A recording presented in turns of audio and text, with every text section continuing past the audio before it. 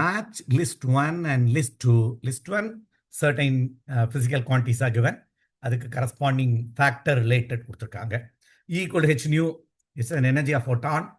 So energy of photon கொடுத்திருக்காங்க. அப்ப A is nothing but 4. B, diffraction and interference are wave phenomena, wave nature of light. அப்போ B is nothing but 3. And இதான் de Broglie wavelength, lambda equal to h by p. அப்போ C is nothing but 1. And Crompton effect is particle nature of light. D is nothing but true. இது எந்த option பார்ப்போம். இது option number 4. A 4, B 3, C 1, D 2. ரொம்ப ஈஸியான question. இதெல்லாம் தியரியில் நம்ம practice பண்ணவே இந்த கொஸ்டின்லாம் நம்ம படிச்சிருவோம்.